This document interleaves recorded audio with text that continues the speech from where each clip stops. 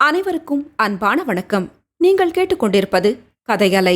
வாசிப்பவர் ஹேமலதா ஜெகநாத். திரு சாவி எழுதிய வழிப்போக்கன். அத்தியாயம் 8. சுந்தரம் தமிழ் போதனி காரியாலயத்தை தேடிச் சென்ற சமயம் அந்த பத்திரிகை முதலாளி தபார்காரருடன் பேசிக் கொண்டிருக்கவே சுந்தரம் வெளியிலேயே காத்திருந்தான். தபார்காரர் வெளியே சென்றார். போஸ்ட்மேன் எப்போது போகப் போகிறார் என்று காத்து கொண்டிருந்த கம்போசிட்டர் ஒருவர் அடுத்த கணமே முதலாளியின் முன் பிரசன்னமானார். என்னையா, மணி ஆர்டரை கண்டுட்டு வந்துட்டியா? போய் வேலைய பாரியா, எனக்கு தெரியும் எப்ப கொடுக்கணும்னு. இது முதலாளியின் குரல். 3 மாசமா சம்பள பாக்கி நிக்குதுங்களே, 10 ரூபாயாவது கொடுங்க.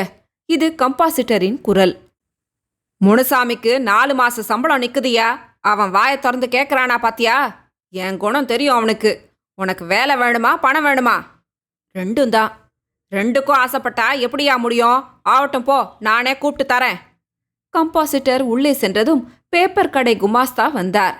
பத்திரிகை முதலாளி சுருட்டை ஊதிக்கொண்டே, வாயா ராமானுஜலோ, காப்பி சாப்பிட்றியா? எங்க இவ்வளவு தூரம் என்றார். உங்களை பார்க்கத்தான் எங்க முதலாளி பார்த்துட்டு வர சொன்னாரு. என்னையா விஷயம்? அதுதான் செக்கு கொடுத்துட்டேனே. அதை நீங்க போட சொன்ன தேதிக்கு 2 நாள் கழிச்சே போட்டோம். பேங்க்லேருந்து திரும்பி வந்துடுத்து. அதான் தப்பு. அதையெல்லாம் சொன்ன டயத்தில் போட்டு வாங்கிடணும்யா. பிஸ்னஸ்னா அப்படிதான். சரி, அந்த செக்கை கொண்டா. எப்படி? 200 ரூபா தானே? 4 நாளில் நானே பணத்தை அனுப்பி வைக்கிறேன். மறந்துடாதீங்க. மறக்கிறதாவது நீ போய் வாயா. அன்றைய நிலைமையை சமாளித்துவிட்ட திருப்தியுடன் மணி ஆர்டரில் வந்த பணத்தை எடுத்துக்கொண்டு அவசரமாக வெளியே புறப்பட்டு கொண்டிருந்தார் அவர். அப்போதுதான் அவருக்கு எதிரே போய் நின்றான் சுந்தரம். யார் நீ? பெயிண்டர். உங்க ஆபீஸ் போர்டு என்று இழுத்தான் சுந்தரம். ஆமா, பழசா போயிடுச்சு. வேற புதுசா எழுதிக்கிட்டு வரியா? என்ன சார்ஜ் பண்ணுவ? என்ன கொடுத்தாலும் வாங்கிக்கிறேன் என்றான் சுந்தரம். அந்த பத்திரிகையுடன் எப்படியாவது தொடர்பு வைத்துக் கொள்ள வேண்டும் என்பது அவனுடைய நீண்ட நாளைய அவா. அதற்கு வாய்த்துள்ள சந்தர்ப்பத்தை நழுவவிட மனம் இன்றியே கொடுப்பதை வாங்கிக் கொள்கிறேன் என்றான் அவன். சரி, போர்டை எடுத்துக்கிட்டு போ, சீக்கிரம் முடிச்சு கொண்டாடணும். ஆகட்டும், அட்வான்ஸ் ஏதாவது? அட்வான்ஸா? உன்னை நம்பி போர்டே கொடுக்கிறேன், அது போதாது? போர்டை கழட்டிச் சென்ற சுந்தரம் ஒரே வாரத்துக்குள் அதை எழுதியும் முடித்துவிட்டான். பணம் தான் கைக்கு வரவில்லை. நாளைக்கு, 4 நாள் கழித்து, 1 வாரத்துக்கு அப்புறம் என்று எத்தனையோ கெடு வைத்தும் கூட சுந்தரம் திரும்ப திரும்ப சலிக்காமல் போய்கொண்டே இருந்தான். அந்த முதலாளிக்கே அவனிடம் ஒரு தயையும் தாட்சணியமும் பிறந்துவிட்டது. 1 ரூபாயை எடுத்து கொடுத்தார். முழு பணம் வராதது பற்றி சுந்தரத்துக்கு ஒரு விதத்தில் மகிழ்ச்சியே. அந்த தாட்சண்யத்தை வைத்துக்கொண்டு முதலாளியிடமிருந்து வேறொரு காரியத்தை சாதித்துக் கொள்ள சமயத்தை எதிர்நோக்கியிருந்தான் அவன். ஒரு நாள் அவர் ஓய்வாக உட்கார்ந்திருந்த போது, எனக்கு சித்திரம் கூட வரைய தெரியும். ஏதாவது படம் எழுதி கொடுத்தால் உங்க பத்திரிகையில் போடுவீர்களா என்று கேட்டான். ஓ, எழுதிக்கிட்டு வாயேன், போடுறேன் என்றார் அவர். அவ்வளவுதான். அப்போதே மூர் மார்க்கெட்டுக்கு சென்று பழைய இங்கிலீஷ் பத்திரிகை ஒன்றை விலைக்கு வாங்கி வந்து அதிலிருந்த ஒரு சித்திரத்தை காப்பி அடித்து கொண்டு போய் கொடுத்து விட்டான் அவன். அடுத்த தமிழ் போதனி சஞ்சிகையை வாங்கி பிரித்த போது என்ன ஆச்சரியம்! சுந்தரம் எழுதிய படம் அதில் வெளியாகியிருந்தது. அதிசயம், ஆனால் உண்மை என்ற பகுதியின் கீழ் தான் வரைந்த படம் வெளியாகியிருப்பதைக் கண்ட சுந்தருக்கு தலைக்கால் புரியவில்லை. அன்றெல்லாம் கால்கள் தரையில் படாமல் அவன் ஆகாசத்திலேயே மிதந்து கொண்டிருந்தான். அந்த நிகழ்ச்சியே அவனுக்கு அதிசயம், ஆனால் உண்மையாக இருந்தது. தமிழ் போதனி பத்திரிகையை தன்னுடைய அறைக்கு எடுத்துக்கொண்டு போய் அதிலுள்ள தன் சித்திரத்தையே வெகு நேரம் பார்த்து கொண்டிருந்தான் அவன். தான் போட்டிருந்த கோடுகள் ஒவ்வொன்றும் அப்படியே அதில் வந்திருப்பதை கண்டபோது அவனுக்கு பெருமை தாங்கவில்லை. சுந்தர் என்னும் கையெழுத்தும் கூட அப்படியே பிரதியாகியிருந்தது. ரதோ மகத்தான காரியத்தை சாதித்துவிட்டது போன்ற ஒரு பரபரப்பும் ஆவேசமும் அவனை ஆட்கொண்டது. இந்த சித்திரத்தை சகுந்தலா பார்த்தால் ஆச்சரியப்படுவாள் என்று நினைத்த அவனுக்கு உடனே அந்த பத்திரிகையோடு அப்படியே ஆற்காட்டுக்கு பறந்து போய் சகுந்தலாவுக்கு அதை காட்ட வேண்டும் போல் இருந்தது. இந்த சமயத்தில் போஸ்ட் என்ற குரல் கேட்கவே திரும்பி பார்த்தான். தபார்காரர் அவனிடம் 2 கடிதங்களை கொடுத்துவிட்டு போனார். ஒன்று மஞ்சள் நிற கல்யாண அழைப்பிதழ், இன்னொன்று மாங்குடியிலிருந்து அவன் அப்பா எழுதிய கடிதம். முதலில் அந்த மஞ்சள் நிற கவரையே பிரித்தான். பிரித்தவன் சற்று நேரம் அதையே கண்கொட்டாமல் பார்த்து கொண்டு நின்றான். சகுந்தலாவுக்கும் சாம்பசிவத்துக்கும் அடுத்த ஞாயிற்றுக்கிழமை ஆற்காட்டில் திருமணம். இதுதான் அந்த அழைப்பிதழில் அடங்கியிருந்த விஷயம். திடீரென்று வானமெங்கும் கருமேகங்கள் சூழ்ந்து கொண்டு ஒளியும் காற்றும் ஸ்தம்பித்து விட்டது போல் தோன்றியது சுந்தருக்கு. துக்கத்தை அடக்க எவ்வளவோ முயன்றும் அவனையும் மீறிக்கொண்டு கண்ணீர் துளிகள் வெளிப்பட்டன. சாம்பசிவம், சாம்பசிவம் என்று 2 முறை அவன் உதடுகள் முணுமுணுத்தன. யார் இந்த சாம்பசிவம்? அந்த கருப்பு பையனா? சமையற்காரியின் மகனா?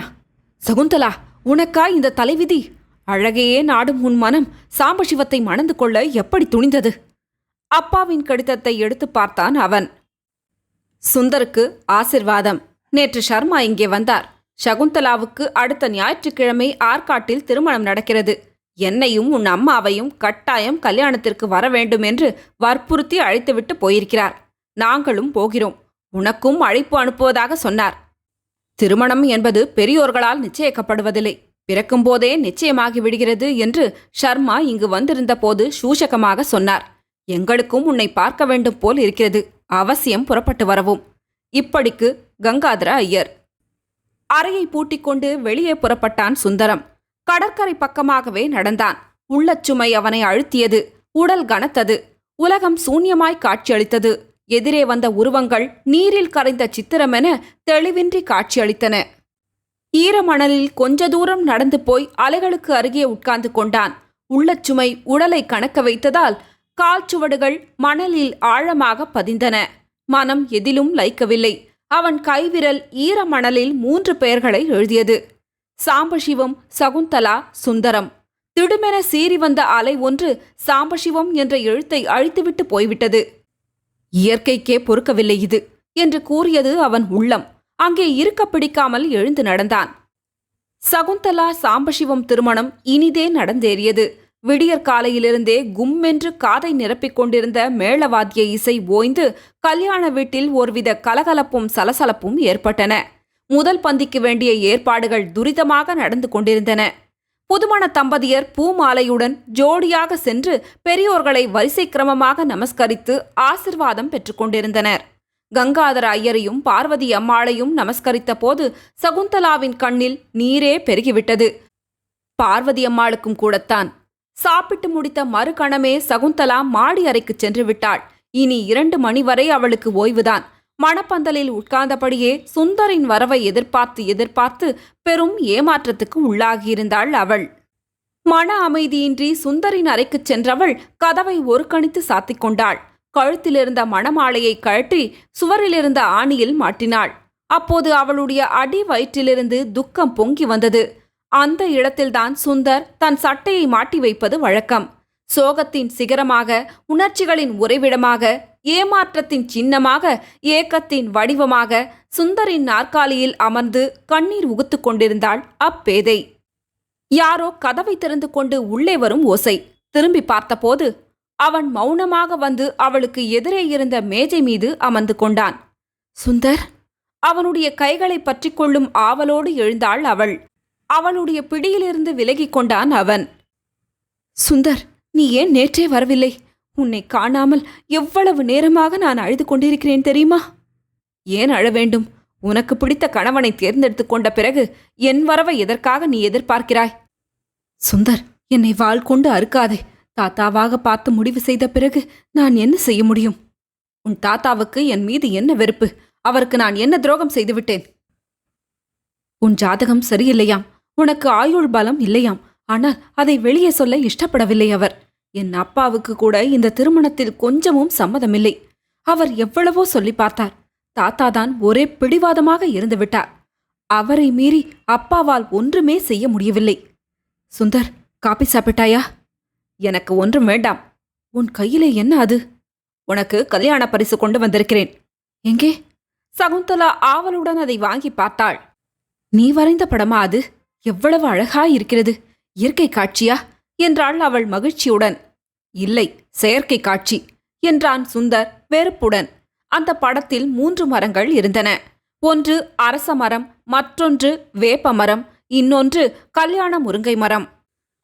அரச மரத்துக்கும் வேப்ப மரத்துக்கும் இடையே ஒரு வேலி. இடையிலிருந்த வேம்பு புதிதாக முளைத்த கல்யாண முருங்கை மரத்தை தழுவிக் கொண்டிருந்தது. அந்த சித்திரம் சகுந்தலாவின் இதயத்தை தாக்கியது. நான் வருகிறேன் சகுந்தலா. சுந்தர் எழுந்து நடந்தான். சுந்தர்! சகுந்தலா வாய்விட்டு கூவிவிட்டாள். அங்கே அவனை காணவில்லை. அவன் வரவே இல்லை. இத்தனை நேரமும் அப்படி ஒரு பிரமை. காலையில் அவசரமாக புறப்பட்டுச் சென்ற சுந்தரம் பார்க் டவுன் கந்தசாமி கோவில் பக்கம் சென்றான். ஞாயிற்றுக்கிழமையானதால் அங்கே உள்ள பெயிண்ட் ஷாப்புகள் அத்தனையும் மூடி கிடந்தன. மறுபடியும் டிராம் வண்டியை பிடித்து திருவல்லிக்கேணிக்கு போய் சேர்ந்தான். அதற்குள் மணி 11 ஆகிவிடவே நல்ல பசி எடுத்துவிட்டது. எனவே வழக்கமாக சாப்பிடும் ஓட்டலுக்கு சென்று இலைக்கு முன்னால் உட்கார்ந்தான் அவன். சாப்பிடும்போது அவன் மனமெல்லாம் ஆற்காட்டிலேயே இருந்தது. இந்த நேரத்தில் முகூர்த்தம் முடிந்து எல்லோரும் வடை பாயசத்துடன் சாப்பிட்டுக் கொண்டிருப்பார்கள் என்று எண்ணிக்கொண்டான். சார், பாயசம் போடட்டுமா? ஓட்டல் சர்வர் பாயசத்தை இலையில் பரிமாறினான். பாயசமா? இன்றைக்கு என்னப்பா விசேஷம்? ஸ்பெஷல் சார், சண்டே ஸ்பெஷல் என்றான் அவன். பாயசம் எனக்கு பிடிக்காது என்று கூறிய சுந்தர் அதை ஒதுக்கிவிட்டு சாப்பாட்டை அவசரமாக முடித்துக்கொண்டு எழுந்துவிட்டான். நேராக தன் அறைக்கு சென்று படுத்து வந்தான். அன்றெல்லாம் ஒரு வேலையும் ஓடவில்லை அவனுக்கு. சாயந்தரம் கடற்கரைக்கு போய்விட்டு வந்து மீண்டும் படுத்துக்கொண்டான். புரண்டு புரண்டு படுத்ததுதான் மிச்சம். தூக்கம் எப்படி வரும்? திடீரென்று வாசலில் நாதஸ்வர இசை கேட்கவே படுக்கையை விட்டு எழுந்து போய் கீழே எட்டி பார்த்தான். காஸ் லைட் வெளிச்சத்தில் நாதஸ்வர இசை முழங்க ஆடவரும் பெண்டிரும் சூழ்ந்து வர கல்யாண ஊர்வலம் ஒன்று மெதுவாக நகர்ந்து கொண்டிருந்தது. காருக்குள் மணப்பெண்ணும் மாப்பிள்ளையும் உட்கார்ந்திருந்தனர். அவர்களை சுற்றி துளி இடம் கூட இல்லாதபடி வாண்டுகளின் கூட்டம். பெண்கள் சூடியிருந்த மலர்களின் நறுமணம் ஜம்மென்று காற்றிலே மிதந்து வந்தது. அந்த மணத்தை நுகர்ந்த போது அன்றொரு நாள் சகுந்தலா முல்லை மொட்டால் தன்னை சீண்டி விளையாடிய காட்சி அவன் நினைவுக்கு வந்தது. இந்த நேரத்தில் ஆற்காட்டிலும் ஊர்வலம் நடந்து கொண்டிருக்கும். சுந்தரம் பெருமூச்சு விட்டான். அந்த மூச்சில் எத்தனையோ இன்ப நினைவுகளும் இன்ப நிகழ்ச்சிகளும் பொதிந்து கிடந்தன. சுந்தரம் தமிழ் போதினி காரியாலயத்துக்குள் எட்டி பார்த்தபோது வழக்கம் போல் 4-5 கடன்காரர்களுக்கு சால்ஜாப்பு சொல்லிக் கொண்டிருந்தார் அந்த பத்திரிகையின் முதலாளி. கடன்காரர்களுக்கு பதில் கூறி அனுப்புவதில் அவருக்கு நிகர் அவரேதான். சுந்தரை கண்டதும் அவர், என்ன சுந்தர், ஏதாவது படம் எழுதிக்கிட்டு வந்திருக்கிறாயா என்று கேட்டார். ஆமா சார். எங்க காட்டு பார்க்கலாம். சுருட்டு புகையை ஒருமுறை உறிஞ்சி ஊதினார். பிறகு சுந்தர் கொடுத்த படத்தை வாங்கி பார்த்தார். புருவத்தை சுழித்துக்கொண்டே, ரொம்ப நல்லா இருக்குதே என்றார். அவர் ரசிக்கிற விதம் அப்படித்தான். இண்டியன் இங்கும் டிராயிங் பேப்பரும் சரியில்லை இழுத்தான் சுந்தர். அதெல்லாம் நானே வாங்கி தரேன் உனக்கு. நீ எத்தனை படம் வேணும்னாலும் எழுது, கவலைப்படாத என்று உற்சாகப்படுத்தினார் அவர். உங்களை இன்னொரு விஷயம் கேட்கணும்னு. என்ன அது? உங்க ஆஃபீஸ்லேயே என்னை ஒரு ஆர்டிஸ்டா சேர்த்துக்கொண்டா? சேர்ந்துக்க. ஏன், இப்பவே வேணும்னாலும் சேர்ந்துக்க. சுந்தருக்கு தன் காதுகளையே நம்ப முடியவில்லை. நிஜமாகத்தான் சொல்றீங்களா? இதுல என்ன விளையாட்டு? நிஜமாத்தான் சொல்றேன். ஓ மாதிரி ஒரு ஆர்டிஸ்ட் எனக்கு தேவைதான். ஆரம்பத்தில் என்ன கொடுப்பீங்க? 50 தான் கொடுப்பேன். போக போக உன் வேலையை பார்த்து கூட்டுவேன். 100-200 கூட கொடுப்பேன். எல்லாம் உன் திறமையில இருக்கு. 50 ரூபாயா? அதிகம் சார். ரூபாயா? யார் சொன்னது ரூபாய்ன்னு? 50 பிரதி தமிழ் போதனை கொடுப்பேன்னு சொன்னேன். 1 நாளனா வாச்ச. மாசத்துக்கு 2 முறை வருது நம்ம பத்திரிக்கை. ஆக மாசம் 100 பிரதி கிடைக்கும் உனக்கு. அந்த 100ஐயும் கொண்டு போய் கடையில் வித்துக்கலாம். கடைக்காரன் கமிஷன் போக உன் கைக்கு எப்படியும் 20 ரூபாய் நெட்டா கிடைச்சிடும் என்றார் முதலாளி. சுந்தரம் அவரை வெறிக்க பார்த்தான். ஏன் அப்படி பார்க்குற? பத்திரிக்கை ஆஃபீஸில் பணமா கண்ணால பார்க்கறது ரொம்ப கஷ்டம். ஏன் கைக்கே அது சிக்கிறது இல்லையே. இந்த கடன்காரனுங்க எங்க விட்டு வைக்கிறானுங்க? சுந்தரம் வேலையை ஒப்புக்கொண்டான். வேறு வழி? 2 மாதங்கள் கஷ்டப்பட்டு வேலை செய்தான். பயனுக்காக சித்திரம் எழுதுவதிலும் அவனுக்கு நல்ல தேர்ச்சி ஏற்பட்டுவிட்டது. அதுதான் அவன் கண்ட பலன்.